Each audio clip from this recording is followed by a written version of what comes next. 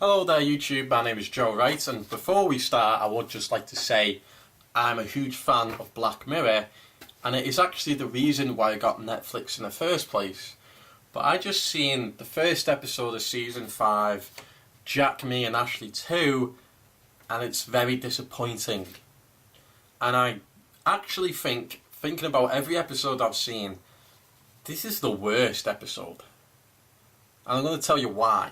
But before we get into that, I'd just like to state a few good things about the episode. Because it's not completely awful. Just because it's the worst episode doesn't mean it's an actual piece of trash. It's decent, but it's just one of the weakest episodes in my opinion. But here are the good things anyway. So what it does right is that it satirises popular artists and the music industry. It satirises how, oversaturated everything is, how fake it all is, and how teenage girls inspire to be like these fake celebrities and all that stuff. And it does that really well, and you can see through all the fakeness, you can see how it affects people in real life, which it does. This fake, sort of narcissistic, larger-than-life characters affect people in real life, how they look and all that good stuff, It's too realistic, it's too far-fetched to actually achieve.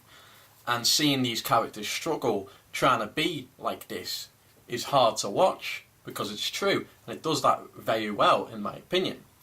It also does the whole hologram artists replacing real artists, which is actually happening in real life. We're seeing movies with CGI people that are dead come back in films, like Princess Leia and stuff like that. These actors that are dead, they bring them back, musicians as well, Michael Jackson holograms and all that stuff, and it satirises that really well. And it takes it a step further, where Hannah's in a coma, but they're reading her mind, taking songs out of her mind, keeping her in a coma, and putting a hologram report singing over her songs and twisting it in a way that isn't her own. It does that very well, and that's kind of a creepy little thing it's got going for it. Also, the creepy robot, which is Ashley, is quite creepy to begin with, right? At first, it's really creepy. It asks personal questions. It sort of turns the younger sister against the older sister, and even mocks her older sister at one point. Like, it takes things personal. It's creepy, and it kind of reminds me of HAL from 2001: A Space Odyssey, right? But that's all the good shit, right? That is some good shit, I gotta admit. But there's too much Hannah Montana.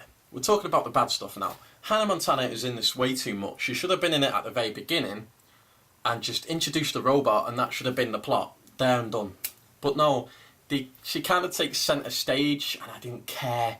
I just wanted to know how this creepy robot affected these characters, and I thought that what the episode was going to be about. And when it was about that, it was really good.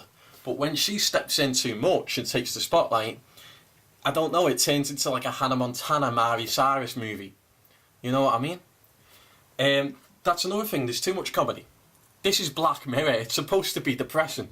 That's why I like Black Mirror. It makes you think, it's like, oh crap, maybe if we keep following this way in technology, we might end up like this character, or this might happen to us, It opens your eyes to how corrupt technology is, and it makes you think, and you learn something watching Black Mirror. And it's creepy and dark, that's what brings me into Black Mirror. And it starts off this way, this episode, but by the end, it's just like a comedy film. They're the cop chase at the end, like, whoa, and all that, and it's daft.